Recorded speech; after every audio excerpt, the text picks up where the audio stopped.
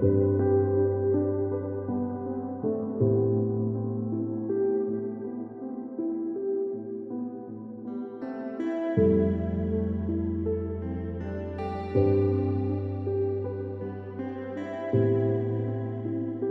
a continuar con el siguiente conferencista magistral. Es el doctor Antonio Neme, que es investigador precisamente de ese instituto tan prestigiado que tiene la UNAM. Les voy a hacer una reseña de su semblanza, mientras que se acomoda, por favor. Es doctor en Ciencias en Computación por la UNAM. Ha sido investigador en universidades en México y en Finlandia. Desde el año de 2018 es investigador asociado del Instituto de Investigaciones en Matemáticas Aplicadas y Sistemas de la UNAM, y entre sus intereses se encuentra el aprendizaje no supervisado, la detección de anomalías, la bioinformática y la visualización de datos. Es tutor del posgrado en Ciencias de Ingeniería de la Computación de la UNAM, donde imparte los cursos de detección de anomalías y análisis exploratorio de datos. Es coordinador del proyecto Anomalocrasis, que busca crear algoritmos de detección de anomalías y aplicarlo en diversos ámbitos. Gracias, doctor Neme, por aceptar esta invitación y estar con nosotros para que nos haga el favor de presentar su conferencia magistral, La detección de anomalías de la estadística a la inteligencia artificial. Quisiera nada más hacer un comercial. La sala puede estar un poquito, no totalmente llena como hace rato, pero estamos transmitiendo vía YouTube, vía varias redes sociales en este momento, y ayer nos enteramos que tuvimos una participación de una sola red de 400 personas. Entonces tenemos quórum, no en este momento aquí presencial, pero por fuera sí. Bienvenido, doctor. Adelante, por favor. Muchas gracias. Hola, buenos días. ¿Me escuchan? Sí. Muchas gracias. Primero a la doctora Katia Rodríguez, que hace unos meses me invitó muy cordialmente a venir acá, y después al doctor Contreras y a todos los y las organizadoras. Y muchas felicidades en este aniversario. Están celebrando su 50º aniversario en la FES Cuautitlán, en este precioso lugar entre árboles, que entiendo eso significa Cuautitlán, lugar entre árboles, y yo en CEU me siento entre árboles, pero aquí me siento aún más entre árboles. Muchas gracias por la invitación.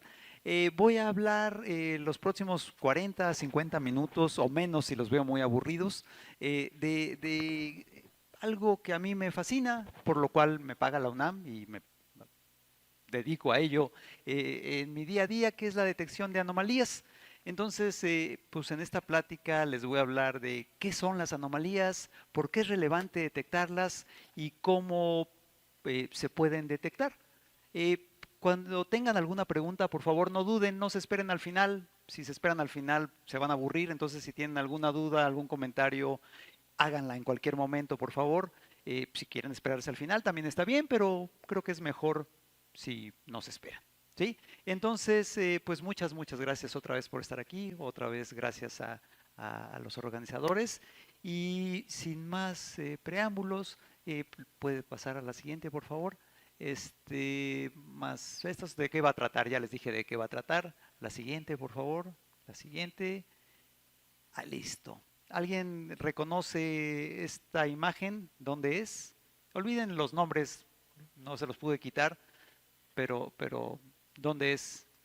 Y más importante que dónde es díganme qué notan de extraño, si es que hay alguna cosilla extraña, alguna zona diferente, anómala.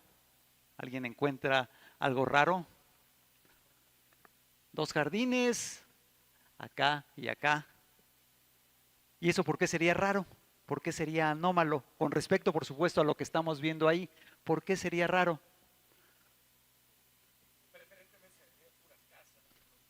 Exactamente, esa es una de las razones por qué estos dos objetos, estas dos regiones son anomalías, porque el resto son casas, calles, y ahí pues hay áreas verdes, y bueno, pues es triste, pero lo anómalo es lo verde, ¿no? Ahí hay dos zonas que son diferentes a las demás. Y entonces, pues preguntémonos, o yo les pregunto, ¿cómo le hicieron? ¿Cómo le hizo el doctor Contreras para identificar que esas zonas son diferentes al resto? Eso es lo que a nosotros nos interesa, lo que a mí y a las personas con las que colaboro nos interesa. ¿Cómo le hacemos para encontrar aquello que es distinto y bajo qué criterio? De eso va a tratar esta plática. Les voy a hablar de algunos ejemplos, etcétera. Pero hay otra anomalía o otras anomalías en esta imagen. ¿Alguien tiene alguna idea de cuál podría ser o cuáles podrían ser las anomalías? Por favor. Hay una regularidad en las calles, digamos, es reticular, con un par de excepciones. ¿Cuáles son las excepciones?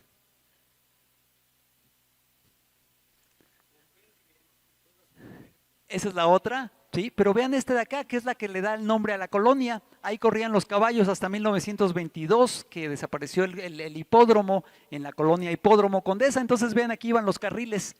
Y vean, esta estructura es diferente a la retícula que ya identificó allá el compañero. Vean cómo hay retícula, salvo acá y probablemente acá. También hay una convergencia aquí en esta glorieta. Entonces lo que nos interesa es preguntarnos si en algo que estamos observando, ese algo puede ser un conjunto de datos, una imagen, alguna serie de tiempo, lo que sea que estemos estudiando, si hay algo que es peculiar, si hay algo que es distinto y usualmente no sabemos el criterio que lo hace distinto. Entonces el problema de la detección de anomalías es básicamente pues preguntarnos qué es diferente y por qué es diferente. ¿Sí? La siguiente, si es tan amable, por favor. Vean esta imagen y díganme si ven algún puntito que sea anómalo. ¿Y por qué? El que está en medio, ¿cuál es el que está en medio? Ustedes me guían. Este. ¿Por qué? Porque no está, ¿qué? Por favor.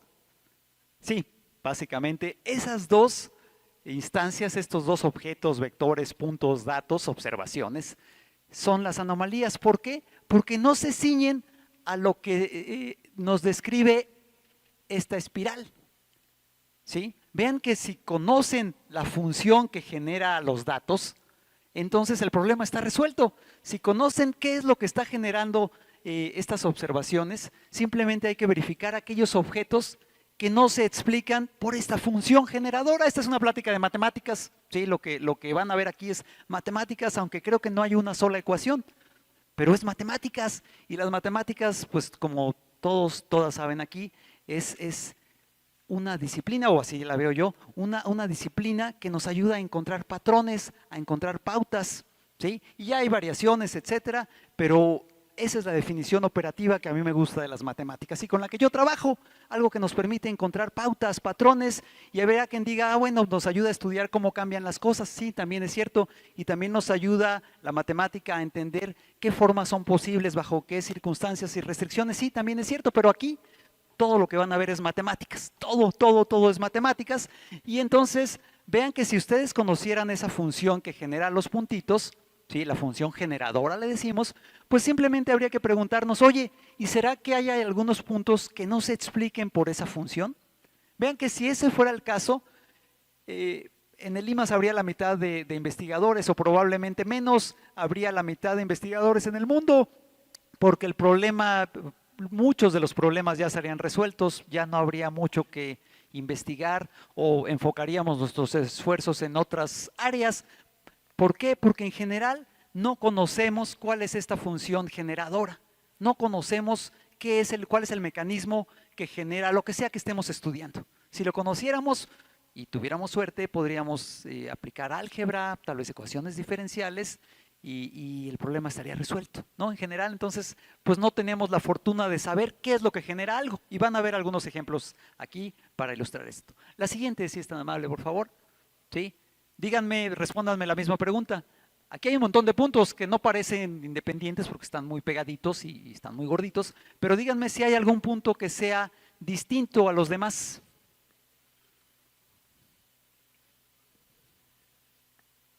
Aquí se me fue la cedilla, ¿no? ¿Existe algún punto extraño? ¿Sí? ¿Alguien encuentra algún punto extraño? Probablemente no, porque vean que, aunque está un poco deformado por la perspectiva, es el perímetro de un círculo, ¿no? Entonces, en principio, todos los puntitos son igualitos. No hay nada que los distinga a unos de los otros. Entonces, aquí diríamos, pues no hay nada extraño, no hay nada anómalo. Pero en la siguiente, por favor, en la siguiente diapositiva, vean si hay algún punto que sería extraño, que sería distinto, que sería anómalo. Probablemente digan que este de acá, ¿verdad? ¿Sí? ¿Y por qué dirían que este es el punto? ¡Ay, ya se pasó! Esa ahorita les pregunto. Gracias.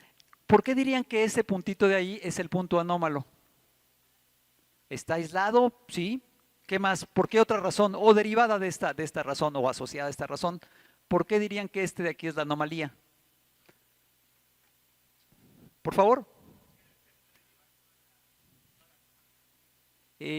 Bueno, va por ahí también, sí, es equivalente, pero vean que todos los demás puntos tienen una característica en común que no tiene este. ¿Cuál es? Que se encuentran todos estos puntos a una distancia r de un punto, que resulta ser este.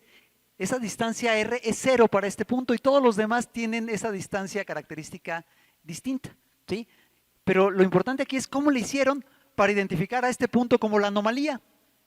El preguntarnos cómo le hicimos para identificar algo que es distinto es la detección de anomalías, ¿sí? Entonces, la siguiente, por favor, voy a poner ejemplos cada vez más interesantes, espero. Díganme cuál de estas imágenes, que son 7, es la anomalía y por qué. ¿Cuál de estas imágenes es la anomalía y por qué, por favor?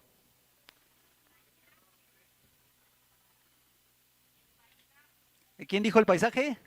Allá el paisaje, esta de acá, es la anomalía. ¿Por qué? Porque es diferente el concepto, en todos los demás hay personas. Van a ver aquí que se alcanzan a ver algunas personas aquí, pero parece que la composición se enfoca exactamente en el paisaje, no en las personas, ¿sí? Entonces, pues sí, bajo ese criterio, esta de aquí sería la anomalía. ¿Alguien tiene otra respuesta?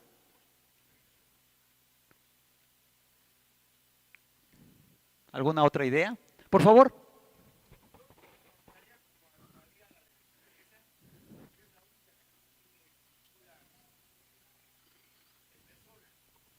Gracias, muchas gracias. Vean que bajo esta nueva perspectiva, esta es la anomalía porque no tiene personas. Aquí tiene, digamos, un estilo distinto y cuando yo creé esta imagen, pensé en esta como la anomalía.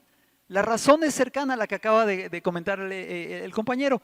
Todas las demás pinturas, con excepción de esta, todas las pinturas son obra de Juan Vermeer, Johannes Vermeer, un pintor flamenco, ¿sí? Esta es de Botticelli. Entonces, bajo este criterio, ¿sí? Que yo ya conocía, pues por así lo creé, bajo este criterio, esta de aquí es la anomalía.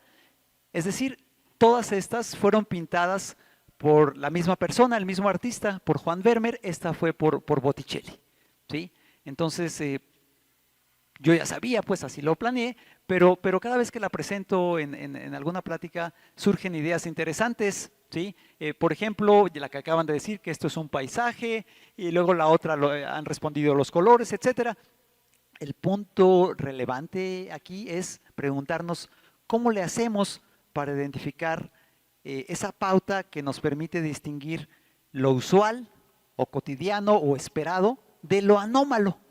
Esa es la esencia, lo que les quiero transmitir y de lo que voy a estar hablando de manera más o menos explícita en las siguientes diapositivas. La siguiente, si está mal, por favor. Díganme qué ven ahí. No hay anomalías, aquí no hay anomalías. Aquí solo díganme qué ven ahí. Un órgano de piano, un órgano, una estructura del piano, ¿sí? ¿Alguien más ve una escalera? Podría ser un transportador antiguo, sí, es cierto, se parece, sí, sí. Digamos que no es claro identificar qué hay ahí. Y como no es claro identificar qué es lo que vemos ahí, necesitamos alguna herramienta que nos ayude a dilucidar si es que hay algún patrón, ¿sí? Y entonces, en la siguiente, por favor, van a ver el uso de una herramienta adecuada que nos permite identificar algo que antes no podíamos dilucidar. Ahora vean, con el uso de una herramienta adecuada, podemos ver qué es lo que hay aquí. Cuando esto se refleja, cuando esto se estudia, cuando esta estructura se estudia con la herramienta adecuada, pues podemos darnos cuenta de cosas que antes no era posible. A mí me gusta mucho esta imagen, ¿sí?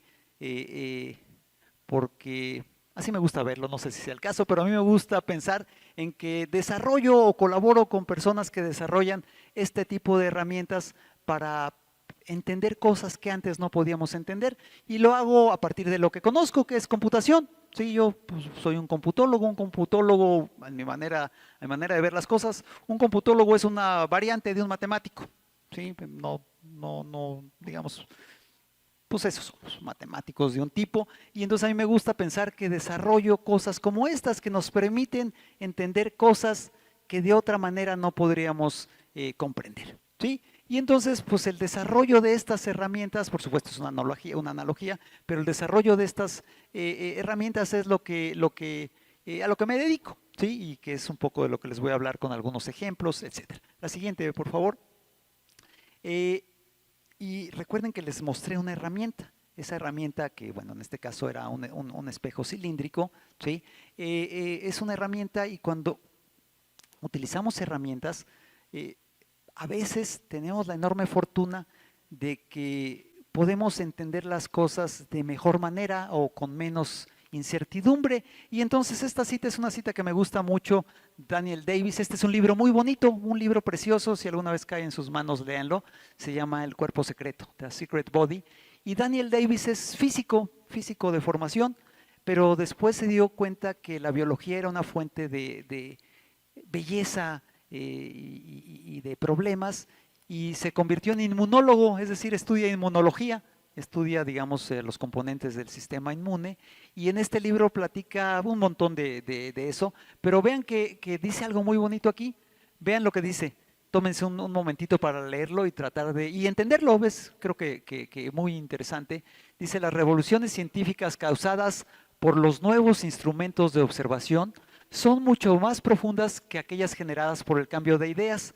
De hecho, dice el autor, los instrumentos hacen que las ideas cambien, ¿no? Esto hay quien no está de acuerdo, a mí me parece que sí es cierto, pero pues nos da a pensar, nos dice, oye, pues entonces si construimos una nueva herramienta, esa nueva herramienta puede ser software, puede ser hardware, puede ser una función, puede ser un modelo, puede ser lo que ustedes quieran, pero si este nuevo instrumento nos ayuda a entender las cosas que antes no podíamos, puede que estemos pues cambiando las cosas, y esperemos para mejor. Pero entonces les platico esto porque el desarrollo de los algoritmos, en última instancia, creo que es muy importante, ¿no? Y para entender el concepto de anomalía, pues es fundamental.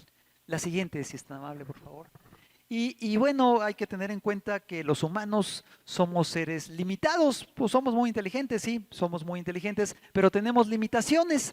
Y entonces, tradicionalmente, por ejemplo, en filosofía de la ciencia o en lógica matemática, se supone que somos seres totalmente racionales, que tomamos siempre la decisión correcta, y bueno, pues no voy a dar ejemplos en lo contrario, pero sobran los ejemplos en nuestro día a día, ¿no? Por ejemplo, ¿cuántos de ustedes se ejercitaron ya media hora hoy, como recomiendan los médicos y las médicas? ¿Alguien ya se ejercitó media hora hoy?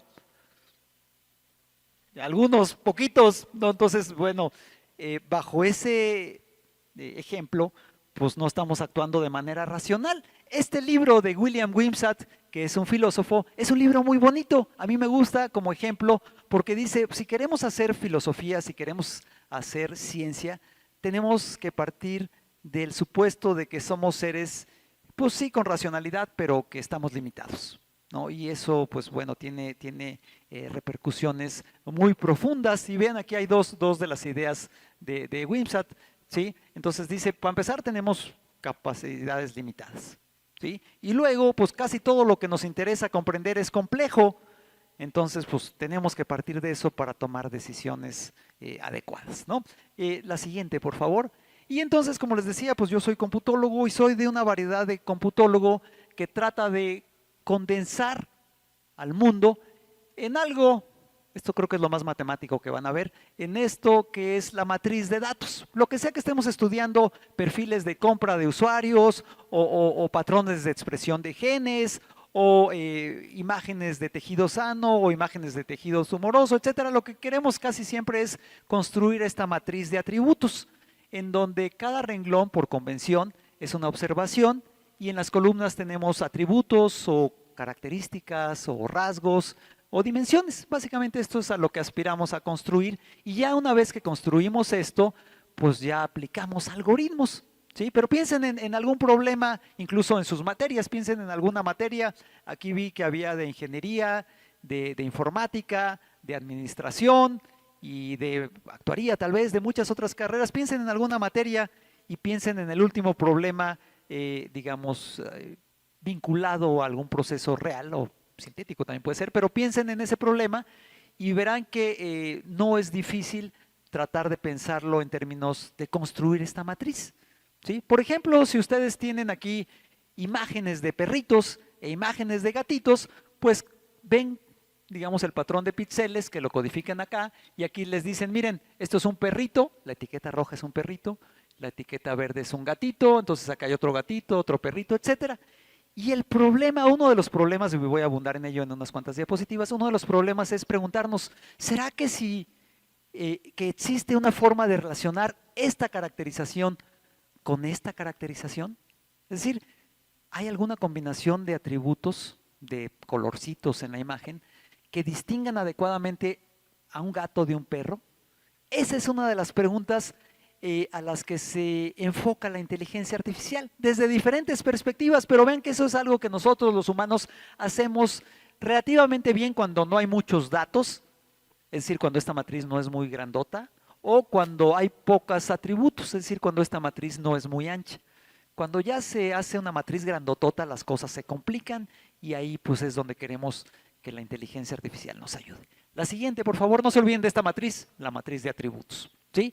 Y no se olvidan porque aquí la acabo de poner otra vez. Entonces, cuando tenemos esta codificación de lo que sea que estemos estudiando, pues queremos entender algo, siempre queremos entender algo del mundo a partir de los datos. ¿Sí? Y de aquí, más adelante en sus carreras, o ya lo habrán visto, dependiendo de si espero que se hayan convencido de acercarse a Limas al posgrado, ¿no? Ya Katia habló hace rato de lo bonito que es ese posgrado, ¿sí? Y si cuando entren allá, van a ver que buena parte de lo que estudien en sus cursos con un nombre u otro, pasa por comprender algoritmos que nos permitan extraer cosas de esta matriz. A esta matriz la podemos apachurrar de esta manera, y cuando la apachurramos de esta manera, vean que reducimos la dimensionalidad. Ahí estamos aplicando algoritmos de reducción de dimensionalidad. Hay un montón. Hay personas que se dedican en su día a día a estudiar este proceso. A esta matriz también la pueden apachurrar de esta forma. Cuando lo apachurran así, dejan fija la dimensionalidad, pero comprimen el número de objetos, de observaciones. A esto se le llama cuantización vectorial. Entonces, esos dos conceptos probablemente sean los más importantes que van a oír en mi plática. Reducción de dimensionalidad y cuantización vectorial definen casi todo lo que se hace en inteligencia artificial, con diferentes nombres y diferentes sabores y diferentes prejuicios y diferentes perspectivas, pero casi todo gira en torno a eso. La siguiente, por favor. ¿Sí? Vean, les dije que les iba a ir poniendo ejemplos cada vez más difíciles. Vean estos 17, 18 puntos y díganme, por favor, cuál es el anómalo, cuál es el diferente, después de lo que ya les platiqué de los algoritmos y de cómo hay que preguntarnos cómo le hacemos para identificar cosas extrañas. Díganme cuál es el vector, el puntito distinto o anómalo. El C y el Q. ¿Quién dijo C y Q? ¿Por acá alguien dijo? ¿Por qué el C y el Q?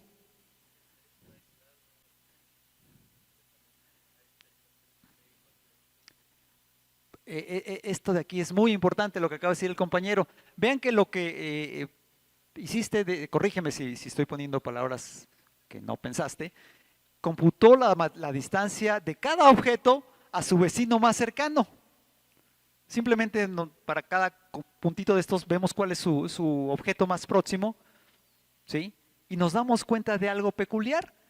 C tiene como vecino más próximo a L, y esta distancia es muy grande. Por ejemplo, es mayor a la que separa M de L o a D de G, que son los vecinos que es el vecino más próximo de G. Esta idea por sí misma ya es un algoritmo de detección de anomalías. Vean, lo que hizo el compañero es caracterizamos a cada observación de alguna manera y luego vemos qué objetos no se ciñen a esa caracterización. ¿Se acuerdan cuando estaba la espiral? Fue algo parecido.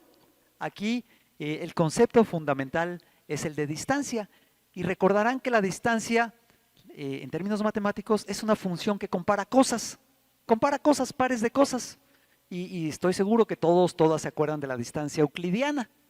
¿Sí? ¿Se acuerdan? Esa nos las enseñaron en la primaria, en la secundaria, y a veces cometemos el error de quedarnos con esa idea, pero el concepto de distancia es mucho más amplio. Acuérdense, la distancia compara pares de cosas, ¿sí? Y hay centenas de familias de distancias. La euclidiana es una de tantas, pero lo importante es que la distancia compara cosas, nos sirve para comparar cosas, ¿sí? Entonces, bajo esa idea es que queremos construir algoritmos que nos ayuden a identificar anomalías. Y la siguiente, por favor. Efectivamente, si uno lleva estas ideas a la práctica y codifica la distancia de cada vector a su vector más cercano, y la codifica en términos, vean cómo cambiaron de tamaño las bolitas. El tamaño de las bolitas está codificando la distancia de ese vector a su vector más próximo. ¿Y qué pasó con C? Se hizo más gordo, ¿por qué? Porque su vector más cercano está muy lejos. Y vean cómo todos los demás tienen un tamaño semejante. Entonces vean cómo simplemente con una visualización podemos ayudarnos a de mejor forma identificar cosas que son diferentes, cosas que son distintas, es decir, que son anomalías. Y entonces bajo ese criterio el vector C es una anomalía.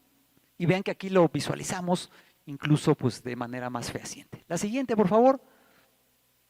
Otra manera de tratar de llegar a una respuesta a la pregunta de si hay cosas extrañas en lo que estamos analizando es lo que está bosquejado aquí. Imagínense que en cada vector ustedes generan algo que se llama una vecindad o un vecindario, o desde la topología algo que se llama una bola métrica, ¿sí?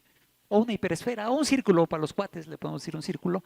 Vean, aquí hay un círculo centrado en C. No lo puse para todos porque si no se vería una maraña, pero vean que también hay un círculo centrado en H, en J, en todos. Solo iluminé el de unos cuantos. Y contemos cuántos vectores hay en ese vecindario. ¿Cuántos vecinos tiene el vector Q? 1, 2, 3. ¿Cuántos vecinos tiene el vector J? 1, 2, 3. ¿Cuántos el H? 1, 2, 3. ¿Cuántos tiene el vector C? Ninguno. Entonces vean, si uno hace las cuentas va a ver que casi todos los vectores tienen 2 o 3 vecinos, ¿sí? A excepción de C, que tiene 0, y hay otra excepción. ¿Cuál es? F, muy bien. F tiene 4 vecinos, ¿sí? Entonces vean que lo que están haciendo lo que hemos hecho hasta ahorita es preguntarnos cómo le hacemos para caracterizar de una manera que nos permita identificar qué instancias, qué observaciones son distintas a las demás.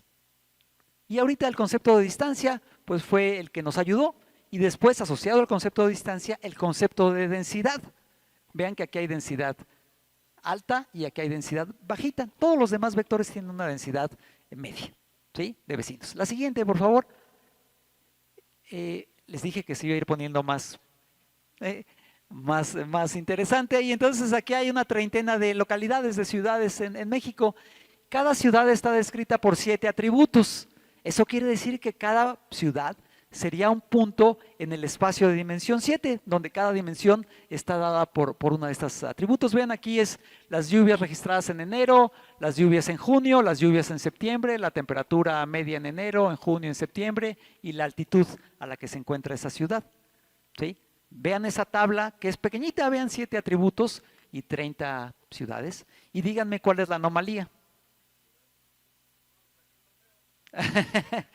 Incluso si lo vieran, sería difícil, ¿sí? Entonces lo que hacemos pues, es aplicar el espejito circular aquel, ¿se acuerdan? Una herramienta que nos permita identificar patrones. La siguiente, si es tan amable, por favor. Lo que están viendo aquí es una proyección en 2 dimensiones es una aproximación a cómo están distribuidas las ciudades en el espacio de dimensión 7. Vean, apliqué un algoritmo de reducción de dimensionalidad. Pasamos de un espacio de dimensión 7 a un espacio de dimensión 2. ¿Sí? Por supuesto, siempre que hacemos eso, pues perdemos información. Eso, hay hasta un teorema al respecto, no lo voy a ver aquí. Pero lo que están viendo aquí es una aproximación a algo que no podemos ver. No podemos ver en 7 dimensiones, sí podemos ver en 2 dimensiones. Y esto que están viendo aquí, ¿sí? Es una aproximación a cómo están distribuidas las ciudades en el espacio de dimensión 7. Díganme si ven algo interesante en esta imagen. ¿Quién?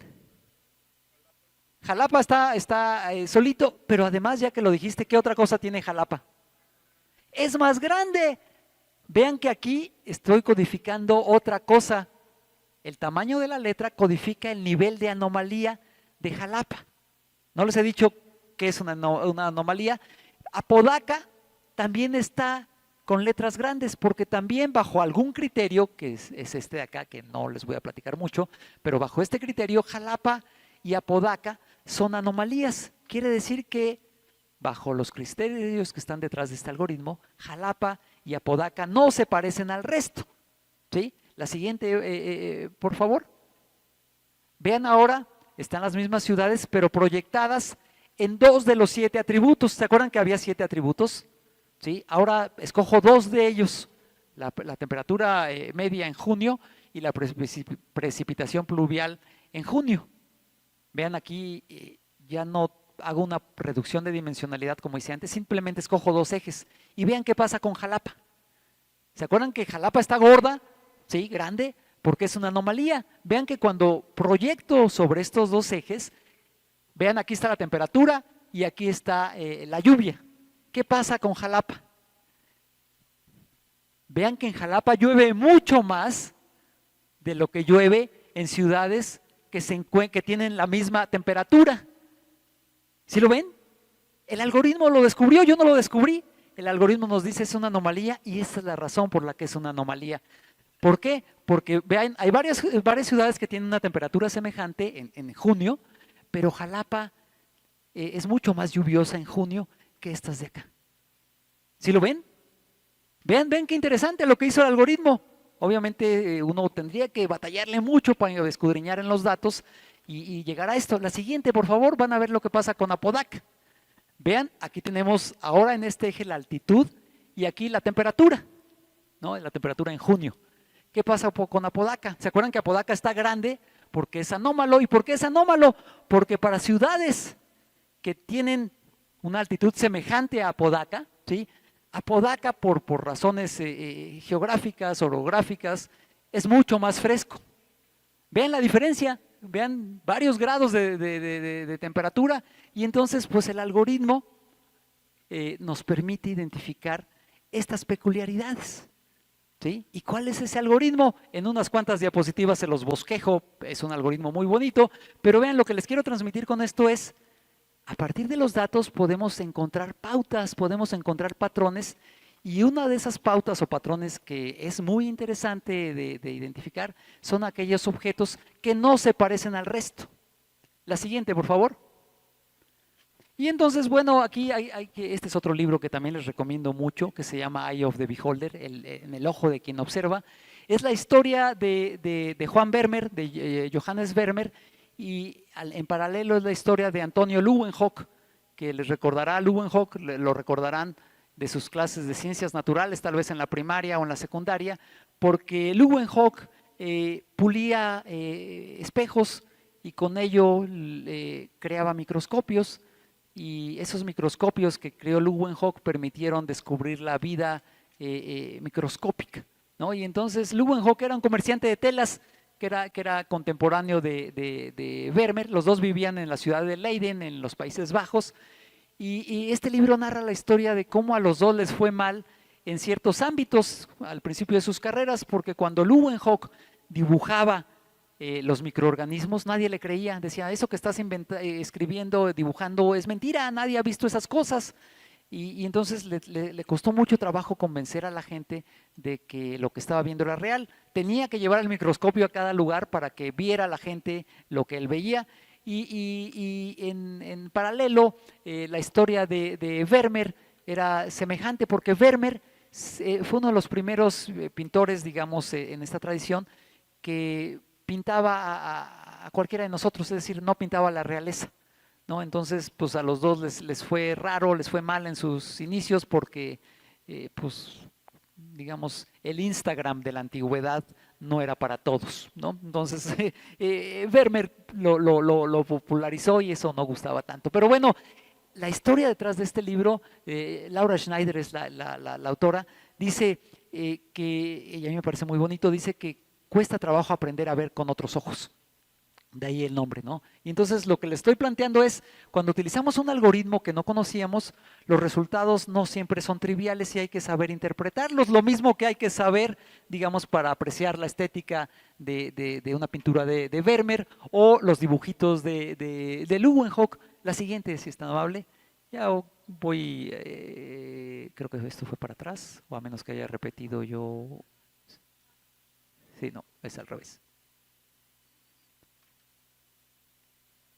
La siguiente, por favor. Y entonces ya, muy rápidamente, regresemos al problema de cómo detectamos anomalías. Todos aquí se acuerdan de sus clases de probabilidad y estadística, ¿sí? Y entonces vean que aquí hay una función de probabilidad, aquí hay varias funciones de probabilidad, dibujadas a mano, obviamente, ¿verdad? Sí, pareciera que la hizo mi sobrino, pero no lo hice yo, ¿sí? Entonces, supongan que aquí está una variable, aquí está el rango de valores que puede tomar una variable aleatoria, y aquí está la probabilidad de que ocurra un evento con esta magnitud.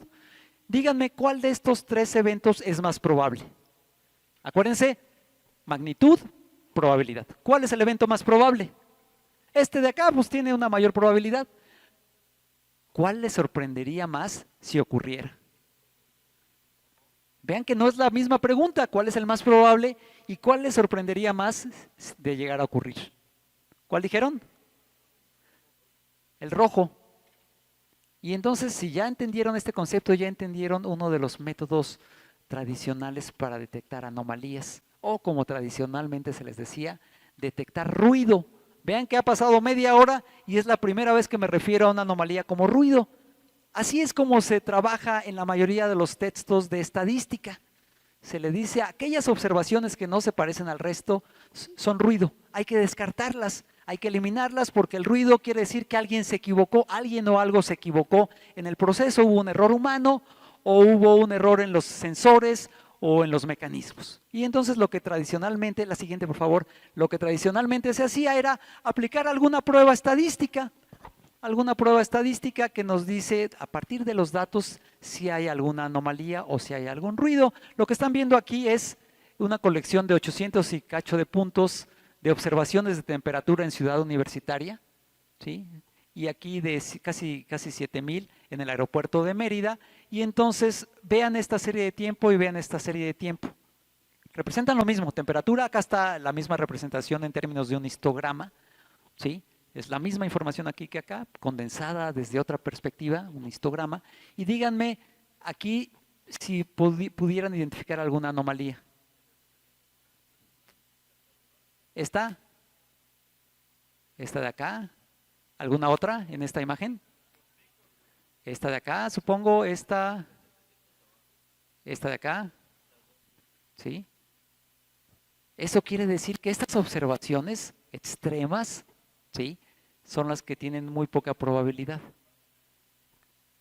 ¿Sí? Y en la imagen de abajo, pues semejante. Básicamente lo que les estoy planteando es lo que se hacía hasta hace unos 25 años.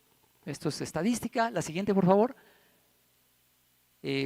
Con diferentes nombres. A esto se le llama el marcador Z, o el nombre técnico es la unidad tipificada, que nos dice, analicemos una variable aleatoria. Esto es un estadístico de segundo orden. No, este es primer orden, segundo orden. Y vean, se llama el orden de un estadístico al número de veces que tienen que recorrer los datos para extraer alguna información. Esto de aquí es la media.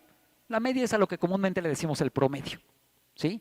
Y esto de aquí es la desviación estándar, que es una medida de dispersión. ¿Qué tanto se alejan las cosas de un estadístico que obtuvimos en el paso anterior? No, pero vean esto, no voy a entrar en los detalles, pero de acuerdo a este criterio, que es muy, muy común, es casi lo que se hacía hasta hace 25 años, estas observaciones todas son anómalas. Esta es otra serie de tiempo, esta es la concentración de monóxido de carbono en la alcaldía Benito Juárez.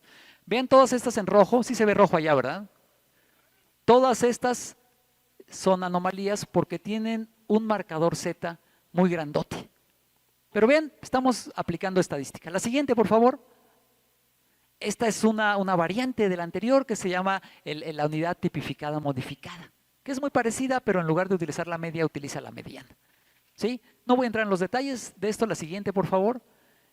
La siguiente, ya esta también me lo salto. La siguiente también.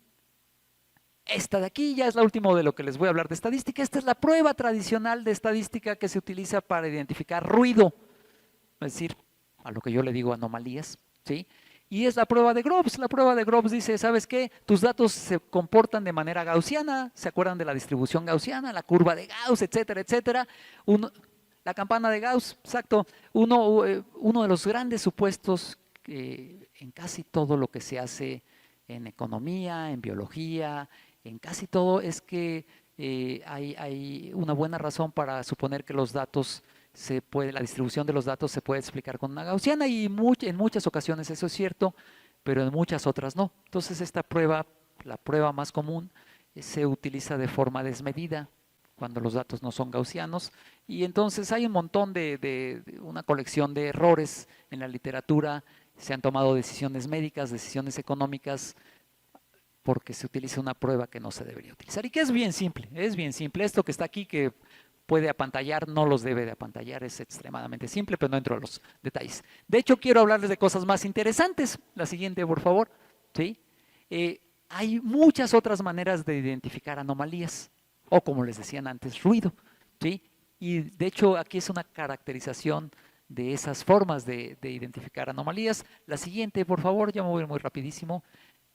Para entender esas formas de identificar anomalías, veamos lo siguiente. Solo enfóquense en el primer renglón. Y de hecho en esta imagen, vean que aquí hay puntitos que definen un círculo. ¿No? Hay 1000 o 5000, no me acuerdo cuántos puse. Y el color indica la distancia de ese puntito al centro. Entonces vean que pues por eso aquí se ve muy oscuro, porque está muy cerquita del centro, y conforme nos alejamos, pues simplemente cambia el color. ¿Sí? Entonces vean que aquí hay una variable, la X y la Y. Lo que hacemos en computación y lo que hacen, por ejemplo, las redes de neuronas y lo que hacen un montón de algoritmos y lo que hacemos en computación es tratar de transformar, de llevar los datos a otro espacio para tratar de entender o facilitarnos la vida, para tratar de entender mejor lo que estamos observando o facilitarnos la vida. ¿Sí? Que se acuerdan qué es lo que hice con las bolitas en aquellos 17 puntos que los hacía más grandes o más chiquitos, es algo equivalente. Lo que ven aquí es el mismo conjunto de datos. El mismo hay aquí, los 1000 puntos que hay acá, están acá hay 1000 puntos, pero en otro espacio. ¿Cuál es ese otro espacio? ¿Se acuerdan que aquí es la X y la Y? Aquí este espacio es la distancia, déjenme acordarme, la distancia esperada. La distancia esperada es la distancia promedio de un punto a todos los demás, ¿sí? Y en este eje es la distancia máxima. Entonces vean que lo que hago es creo un nuevo espacio a partir de esto de acá. Este nuevo espacio tiene dos coordenadas diferentes, dos caracterizaciones distintas. La distancia promedio de cada punto a todos los demás y la distancia más grande entre un punto y el punto más alejado, es decir, la distancia entre un punto y el punto más alejado. Entonces, por ejemplo, si toman este punto, ¿sí? Este de aquí tiene una distancia esperada muy bajita porque está cerca de todos, es decir, está relativamente cerca de todos, y tiene la distancia más alta. La distancia que los separa del vector más alejado de su vector más alejado es muy bajita. Y entonces lo que están viendo aquí en esta proyección es el mismo conjunto de datos desde otra perspectiva. Es como si yo les dijera, miren, a mí me gusta programar y a mí me gusta leer y a mí me gusta, qué sé yo, dormir. ¿Sí? Eso me caracteriza de una forma, pero si también me quiero caracterizar de otra forma, pues también les digo que les voy al Atlante. ¿Sí? Y me entristece verlo en segunda división. Vean que estoy hablando de mí mismo, pero desde otra perspectiva. Eso es lo que estamos haciendo acá. Cuando hacemos esto, Vean, ¿ya habían visto un círculo de esta manera? Ya todos conocían el círculo, obviamente, pero ¿ya conocían esta representación del círculo? Ah, bueno, pues ya, entonces puedo estar tranquilo porque ya aprendieron algo en esta plática. Vean, esta idea es la que está atrás de todos los algoritmos de inteligencia artificial. Queremos transformar para facilitarnos la vida, ¿sí? Y bueno, por supuesto que yo pensé en el ejemplo, casi siempre hay que estar batallando y para ver cuál es la transformación adecuada, pero pues aquí salió bien, ¿no? Y lo mismo para todo lo que ven acá son otros conjuntos de datos, pero esta caracterización es equivalente. La siguiente, por favor. Y les platico esto, es lo mismo. La siguiente, por favor. Les platico todo esto porque en realidad queremos aplicar técnicas de inteligencia artificial para identificar objetos que no se parezcan al resto. Y entonces, todas han escuchado hablar de inteligencia artificial. Hace rato ya Katia les habló de pues, la relevancia que ha tenido. ChatGPT lo mencionó. Todos han escuchado hablar de inteligencia artificial. Todos a lo mejor hasta la han usado, ¿sí? Sabiendo o no sabiendo, pero todos lo han utilizado. Y aquí hay algunos personajes que son los padres fundadores, y ahorita van a ver a las madres fundadoras también de la inteligencia artificial, pero al principio solo había estas personas. Y la inteligencia artificial nació con ese nombre en este colegio, en el colegio Dartmouth, en el siempre me confundo, noreste de Estados Unidos, en una de estas escuelas carísimas, ¿sí? Ahí se reunieron un montón de personas importantes, entre ellas Claude Shannon, que está acá, que es el padre de la teoría de la información, del concepto de bit, uno de los próceres de la computación que menos se conocen, pero uno de los más importantes, Claude Shannon, ¿sí? Y se reunieron personas que decían, oye, pues yo quiero recrear ciertos aspectos de la inteligencia humana en la computadora. Estamos hablando de 1956, no había estas computadoras, ¿no? Pues eran unos monstruos electromecánicos, y dijeron, pues vamos a reunirnos y vamos a ver qué hacemos. Dijeron, sí, en este congreso yo creo que ya resolvemos los problemas de inteligencia artificial. Se creía que con lógica, cálculo de predicados, iba a estar todo resuelto en unos cuantos meses. Y por supuesto, exactamente, ahora nos da risa.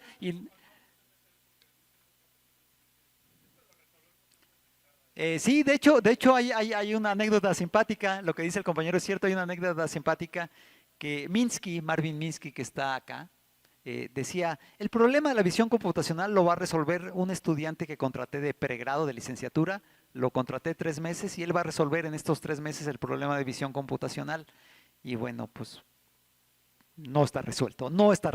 Hemos tenido avances fundamentales, sobre todo en los últimos 15 años, pero no está resuelto. La siguiente, por favor. Entonces, todas estas personas, desde diferentes perspectivas, hay muchos enfoques a la inteligencia artificial.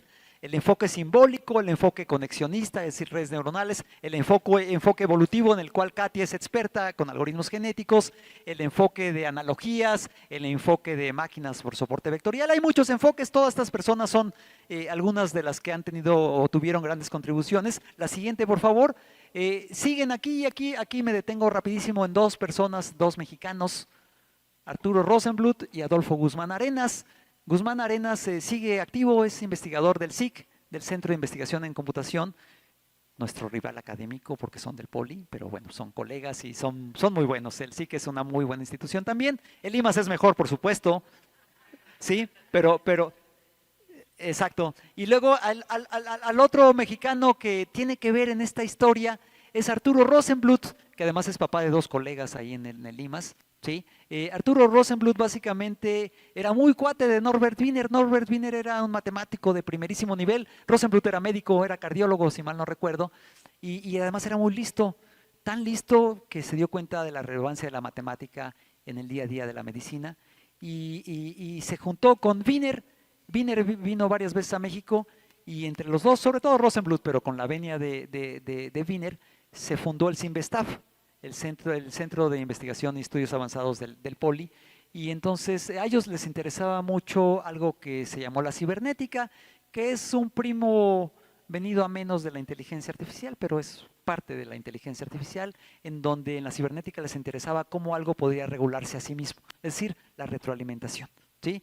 Y entonces, como voy muy corto de tiempo, no les puedo platicar más de estas personas, pero tienen un montón de repercusiones, de contribuciones en la inteligencia artificial. La siguiente, por favor. Y aquí vean hasta qué momento aparecen las mujeres. ¿Sí? Lo que decía Katia hace rato es muy importante. Hace falta impulsar a que más mujeres vayan al área científica en general. No tiene que ser computación, pero en el área científica es fundamental. Hay muy poquitas mujeres que están intentando entrar, por ejemplo, al posgrado en el que yo también colaboro, del que ya habló Katia. Hubo 3 aspirantes en la sección que yo analicé, que yo entrevisté, quiero decir, 3 mujeres y 14 hombres, ¿no? Entonces hay una desproporción grave, eso se tiene que ir solventando. No sé cómo. Lo que hace Limas, por ejemplo, que ya platicó Katia, del razonamiento computacional, es un buen camino, pero creo que hace falta algo más. Y bueno, me da gusto ver que aquí haya un montón de mujeres. Sí, eso está muy bien. Pero bueno, aquí hay en particular una de mis figuras, digamos, de mis guías en el ámbito de la computación es Melanie Mitchell. Cuando tengan tiempo, búsquenla en internet. Su libro más reciente se llama Artificial Intelligence, A Guide for Thinking Humans, inteligencia artificial, una guía para humanos pensantes. Y Melanie Mitchell es muy crítica de la inteligencia artificial, pero a diferencia de otros críticos de la inteligencia artificial, ella sí sabe de lo que habla, ¿no? Ella es experta en inteligencia artificial, trabaja en el día a día en inteligencia artificial y es muy crítica desde el conocimiento. Y luego, pues ella hace un montón de cosas. Y luego, Cathy O'Neil tiene un libro fantástico, fabuloso, que se llama Weapons of Math Destruction, Armas de Destrucción Matemática, en donde hace una crítica desde la ética al mal uso de la inteligencia artificial. Ella es doctora en computación, es doctora en computación en una universidad chiquitita en Estados Unidos. No es cierto, es doctora en matemáticas, perdónenme. Es doctora en matemáticas de una universidad chiquitita en Estados Unidos porque no la aceptaron en Columbia. En la Universidad de Columbia no aceptaba mujeres para doctorado en matemáticas hasta hace 12 años. Vean lo que les estoy diciendo, vean la cosa que les estoy diciendo, ¿sí? Y en el doctorado en matemáticas en la UNAM se aceptan mujeres desde hace 60 años, ¿no? Entonces, Margaret Boden también es otra gran contribuyente a la inteligencia artificial. Y ya no puedo seguir con esto porque quiero llegar finalmente, la siguiente por favor, la siguiente, esto me lo salto. ¿De qué se trata la inteligencia artificial? La inteligencia artificial trata de plasmar en la computadora algo que se parezca a lo que hacemos los humanos. Este libro es un libro muy bonito, lo he querido comprar, pero está agotado. Es un libro que se llama Tic-Tac-Toe. Tic-Tac-Toe es el nombre del juego del gato en inglés. Y vean lo que hace este libro. Ustedes quieren jugar al gato, van a la página 0. Supongan que quieren, ¿qué quieren hacer? Pues quieren tirar una X aquí. Entonces lo que van a hacer es irse a la página 5, porque tiraron a la pieza 5, y abren el libro en la página 5 y ya la computadora jugó con ustedes. Es decir, el libro les dice, bueno, si tú tiraste acá, pues yo tiro acá. ¿A dónde quieren tirar? Tienen la opción de tirar en la posición 38, 39, 40, 41, 42, 43, 44. ¿A dónde tirarían? A la 44, ¿sí? Si tiran acá, se tienen que ir a la página 44. ¿Y qué van a ver en la página 44? Una X aquí porque tiraron. ¿Y dónde creen que va a tirar la computadora? Es decir, el libro. Vean que aquí el libro es la computadora. Entonces este libro, vean qué bonito es. Por eso está agotado. Porque tiene a todo el juego del gato.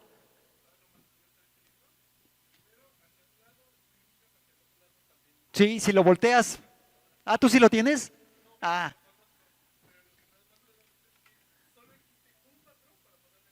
sí, es un libro muy bonito. Y lo que dice el compañero, pues, es uno de los muchos aspectos bonitos de este libro, gracias. Pero la inteligencia artificial trata de plasmar eso que están viendo en el libro de forma sucinta, de forma más condensada. La siguiente, ya casi voy a acabar, ¿eh? En última instancia, en inteligencia artificial, lo que queremos es mover parámetros para alcanzar algo. A nadie de aquí le tocó, más que a los de mi generación o para arriba, televisiones como esta, lo difícil que era sintonizarlas y estar moviendo brillos y controles. La inteligencia artificial pasa por eso, por modificar estos botoncitos para obtener algo, ¿sí? Ya, aquí ya les platiqué la mitad de mi curso de inteligencia artificial. La que sigue, por favor. Y entonces, pues la que sigue, esto ya tampoco les platico mucho. La que sigue, otra más, esto ya se los platiqué. La que sigue, creo que ya voy a empezar a hablarles ahora sí de 2 aplicaciones en donde hemos detectado anomalías interesantes. En última instancia, la inteligencia artificial se basa en el concepto de aprender.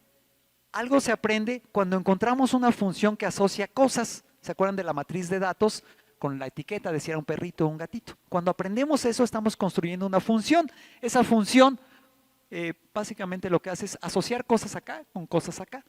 Pueden ser píxeles, imágenes de gatito o de perrito, o imágenes que representan tejido sano, la clase sería tejido sano, o tejido tumoroso, o un buen cliente para comprar coches, o un mal cliente. Eso es lo que hace la inteligencia artificial, encontrar funciones matemáticas, no hay de otra, funciones matemáticas, ¿sí?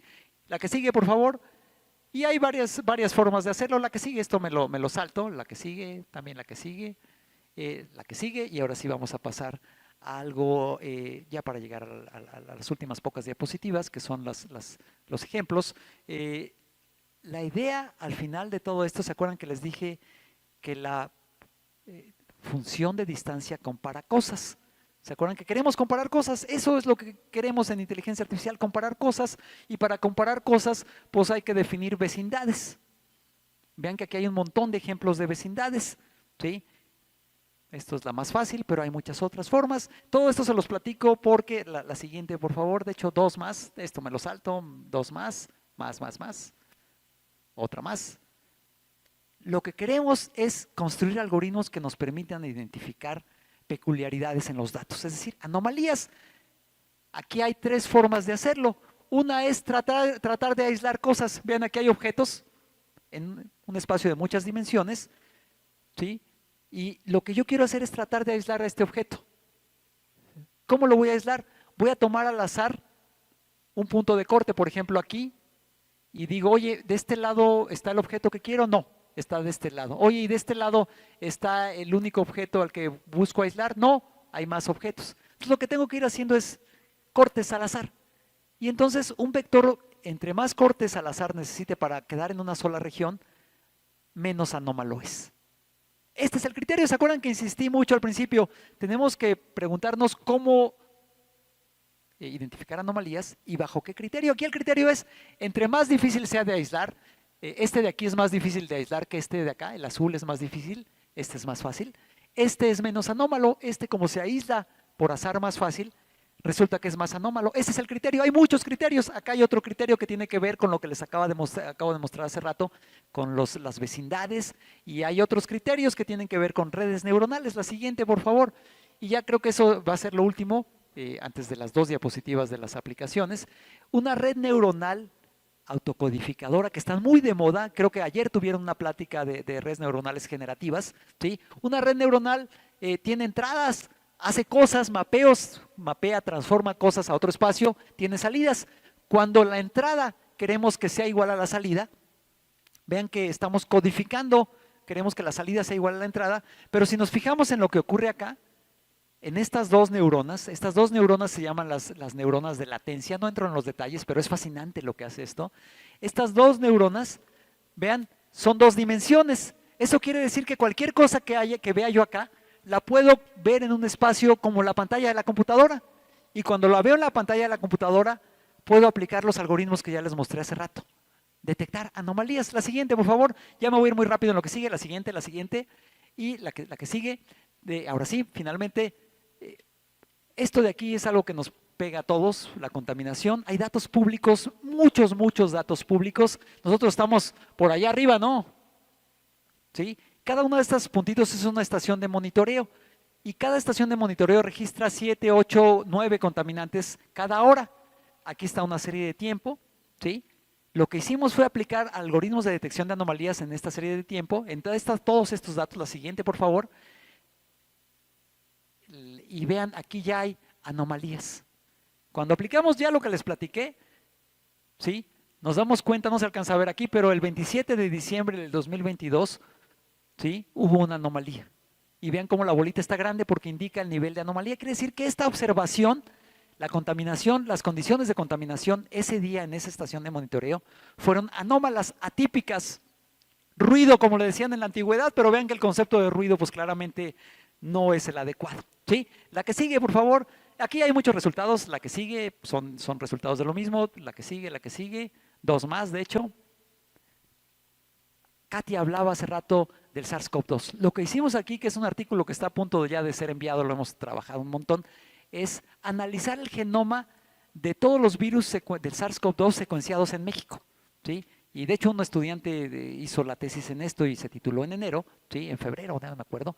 Lo que hizo fue lo siguiente, caracterizar el genoma. Son datos públicos, son todos datos públicos. Lo que hizo fue darse cuenta de algo extrañísimo.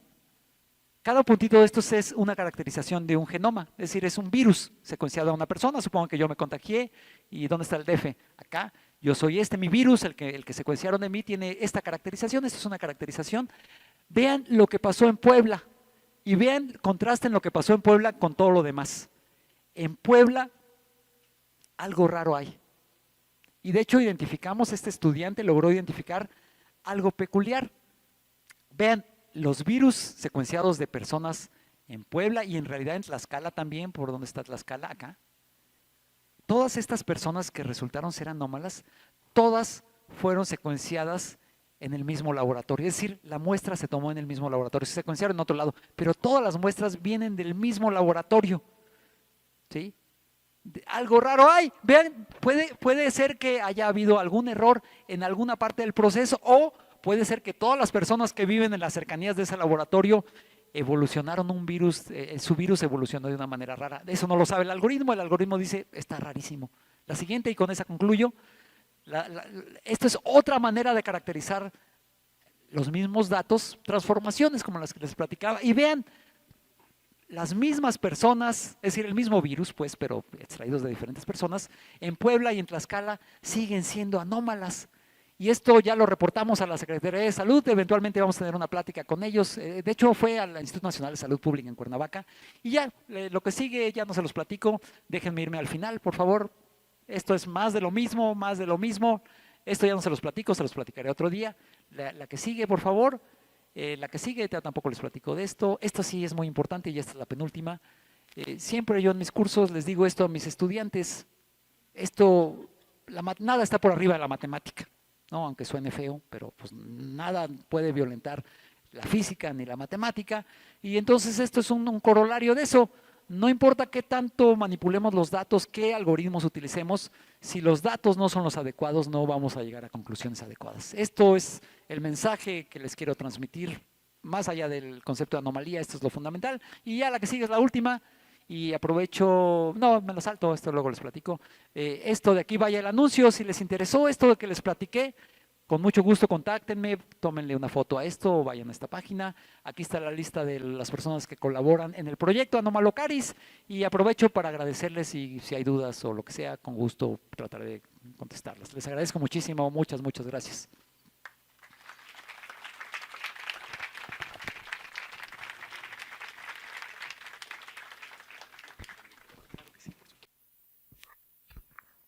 Doctor Neme, pues muchísimas gracias por su presentación. Está invitado porque iba a 12,000 revoluciones por minuto para la siguiente ocasión, de tal manera que le baje a la mitad de revoluciones y todos podamos continuar con este trabajo. Si no tiene inconveniente, doctora Katia Rodríguez, creo que lo que hizo la doctora Guadalupe Vadillo Bello ayer y lo que nos presentó ahorita el doctor Neme, pues despertó la inquietud importantísimamente para todos los profesores presentes en la comunidad estudiantil y sobre todo porque la inteligencia artificial ahorita está de boga, no hay quien no hable de ella.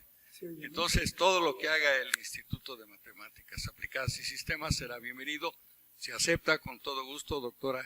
Esta es su casa, la FES Cuautitlán, de aquí en adelante las veces que ustedes gusten venir para intercambio, para llevar alumnos a servicio social, para que ellos puedan llevar a cabo algunos proyectos de investigación para tesis, en fin, lo que se pueda requerir, aquí podemos reunirlos para ese producto que ustedes hacen. Está muy bien, está muy solicitado y muchísimas gracias, doctor Neme, muchas gracias. Le voy a hacer entrega de un reconocimiento.